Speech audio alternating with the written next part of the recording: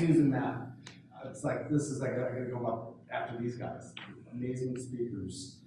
I'm excited to be here, because as David said, the business that I'm in is around branding, innovation, creativity, which is what you are in the business of doing. But I took a step back several years ago and always looking at great brands like Apple or Starbucks and really sort of getting a sense of why are these brands iconic brands in our world. And you got a brand like Starbucks where, Siegel and Baldwin and Bowker were the founders of this amazing brand that lives today. They didn't create this brand or start this brand just based on selling, hey, we're going to sell a cup of coffee. They understood why they were going to get in the business of coffee, and the quality of coffee, and the quality of the equipment behind it. And the same with Apple. Steve Jobs wasn't just about selling computers, it was about the user experience, understanding why the Apple brand was about user experience, design, quality. And it's shifted and it's continued because of that understanding of why those brands are successful today, among some of the other ones like Nike and Pita. So I took this step back for myself and I said, so this idea of why is an important question to answer. Now, when it came to me, I do this with clients every day. But what about me? Why do I do what I do every day? I work with amazing people, but to understand why I lead the way I lead. Now, I am not perfect, and I certainly wasn't perfect when I started this whole journey of the why.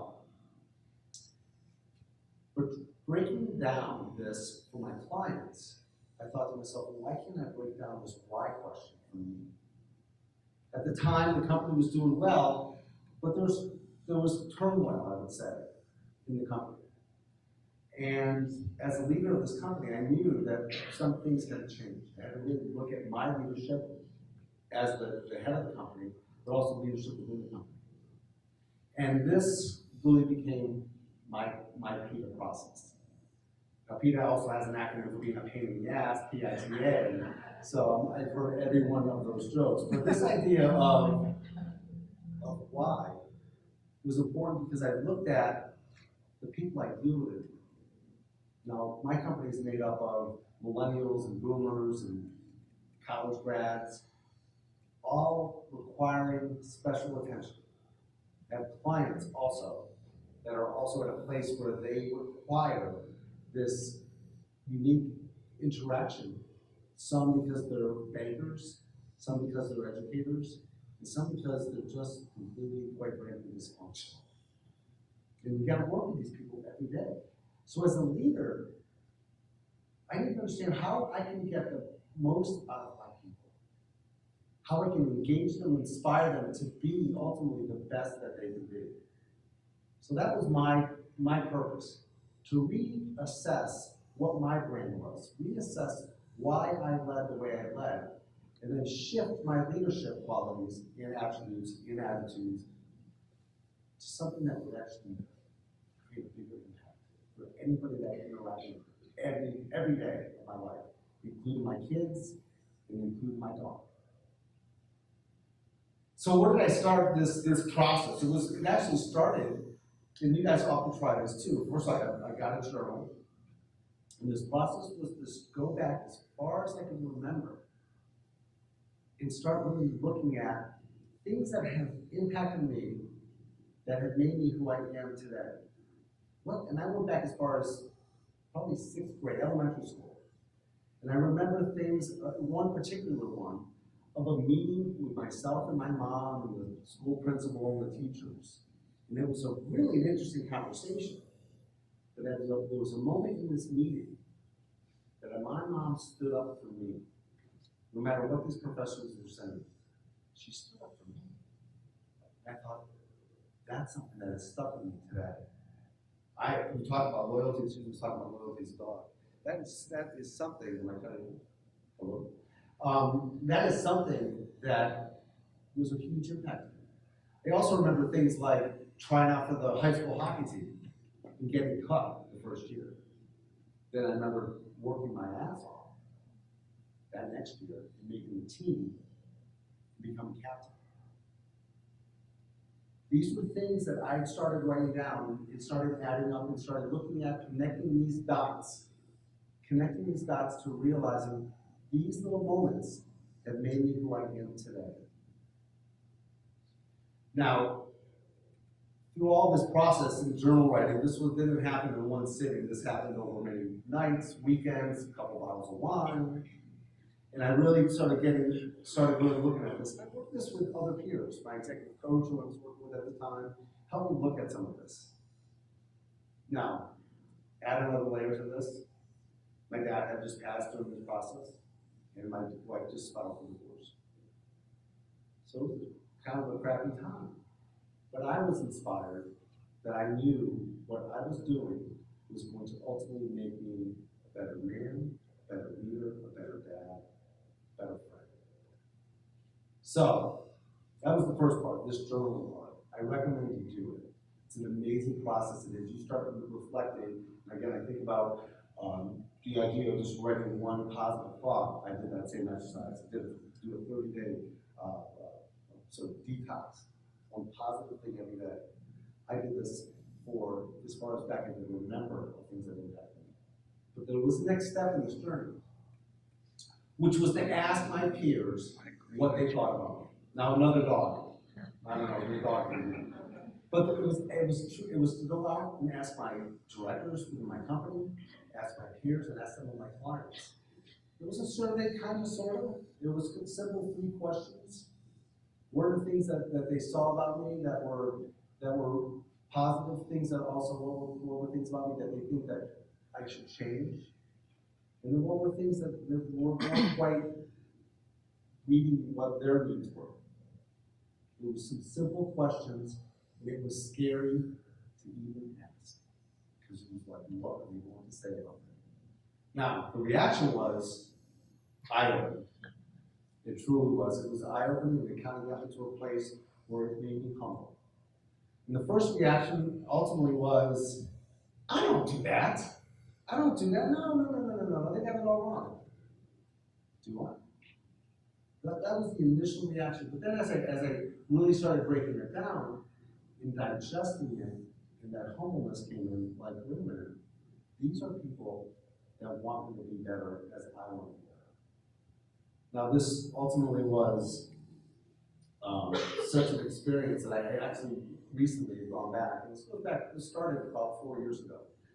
I went back recently and I asked the same group the same questions. And the responses were completely different. You are not even close to what you used to be. Because before it was my way or the highway. I don't know what leaders are out here, or maybe other individuals that say, maybe I need to take a look at my leadership qualities, because as you start breaking this down, the fundamental change that has happened, and the things that started popping up in my head was earth-shattering for me. My company exploded with business. My clients became more loyal to me, into the company, and we were winning more business. Because my approach was no longer about me. Am I good enough? These were things that came back to me and that I wrote down. Am I good enough? I was afraid of failing. There was a huge fear of just fear. That didn't matter anymore. I got down to the fundamental issues that I am here to really create inspiration and motivation and creativity for the people around me. Let them be great. By them being great, I could just sit there and enjoy it. It was a lot easier, a lot less pressure than trying to show that I am better than anybody. It had nothing to do with it. So, again, getting this notion of some of the things that really broke down for me, understanding why I was on this growth, understanding the type of leader and why I was here to lead were some of the things. Now, the how and the what are really important. How I lead, what I do to make myself prepared to lead. And I get up every morning, 5:30, go to the gym, I eat healthy, I sleep. I saw you guys dancing last night, and I thought to myself, I wish I could, but I gotta go to bed because I gotta be in a good place today. And not that I don't go out and have my fun, but it is important to me to be balanced. Because I realized 5, 6 years ago, I wasn't taking care of myself so well. And so this fundamental shift of getting to clarity, a fundamental shift of really understanding why I was here to lead, has made a huge difference. Now my kids, I have a 11-year-old daughter who's going from 11 to 16 in blink of my eye. I got a 15-year-old son. This is the impact that I'm going to be having on them.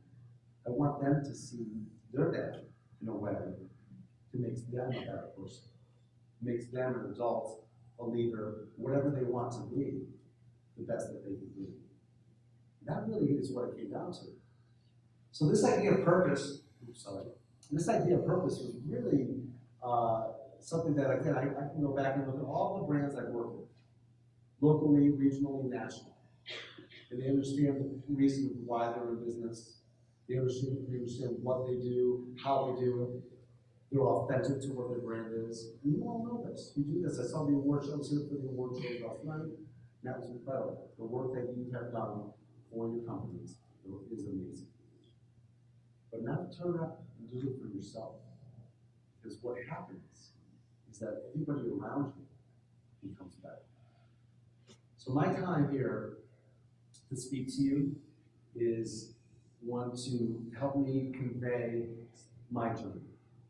And I guess I challenge all of you that are here listening to look at where you are today.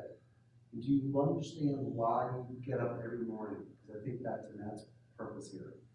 Get up every morning, or just using to say, oh, it's another Monday, or it's another day. To get up in the morning and say, you know what? I'm excited.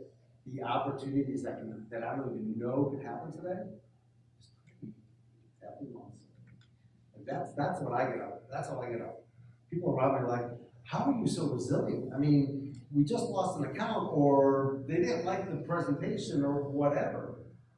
Because there's something else that's going to happen. You know, I guess there's a reason why I named the last of these 2 speakers. Because to what they spoke to is so true and relevant. We have to look at ourselves today and say, why are we here? Why do we get up every morning to get excited, to make a difference in people's lives, to make our business successful? Yeah. But to be fulfilled at the end of the day and say, you know what, I made a difference. That's the cool part about it. So I'm 2 minutes short. Let's go back. This is my contact. Feel free to reach out to me. I'll share with you a little bit more details around this journey that I went on, how I do this with other clients. I work with leaders that are my clients to help be their sounding board. I have my directors within the company. We have reviews twice a year on what their goals are. And their goals aren't necessarily tactical goals about how to make their business more successful. The goals are how they can become more successful for who they are. So, I have a minute, 22 minutes done. I still have 2 minutes to dance for you. But you guys are awesome. Thank you very much.